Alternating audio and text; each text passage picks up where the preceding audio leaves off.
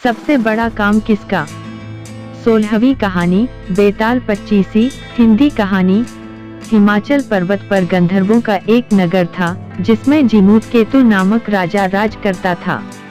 उसके एक लड़का था जिसका नाम जीमूतवाहन था। बाप बेटे दोनों भले थे, धर्मकर्म में लगे रहते थे।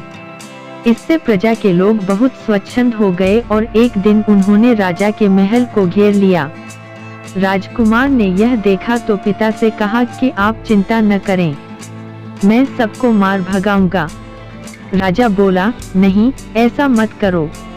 युधिष्ठिर भी महाभारत करके पछताए थे।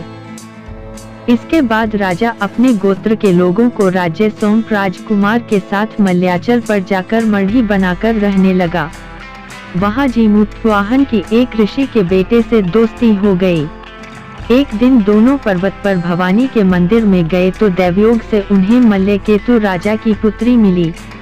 दोनों एक दूसरे पर मोहित हो गए। जब कन्या के पिता को मालूम हुआ तो उसने अपनी बेटी उसे ब्याह दी। एक रोज की बात है कि जीमूतवाहन को पहाड़ पर एक सफेद ढेर दिखाई दिया। पूछा तो मालूम हुआ कि पाताल से बहुत से नाग आते हैं जिन्हें गरुड़ खा लेता है। यह ढेर उन्हीं की हड्डियों का है।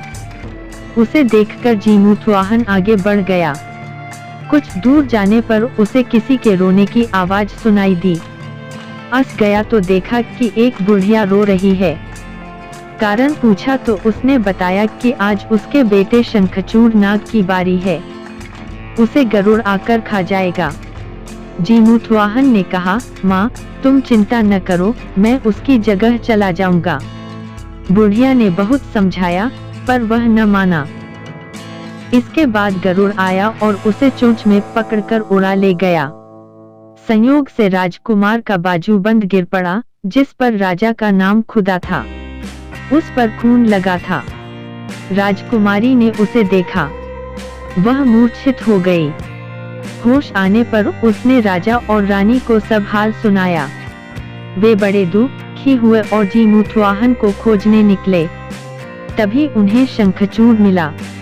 उसने गरुड़ को पुकार कर कहा, हे गरुड़, तू इसे छोड़ दे, बारी तो मेरी थी।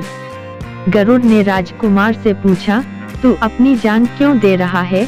उसने कहा, उत्तम पुरुष को हमेशा दूसरों की मदद करनी चाहिए। यह सुनकर गरुड़ बहुत खुश हुआ। उसने राजकुमार से वर मांगने को कहा। जीमूतवाहन ने अनुरोध किया कि सब सांपों को जिला दो। गरुड़ ने ऐसा ही किया। फिर उसने कहा, तुझे अपना राज्य भी मिल जाएगा।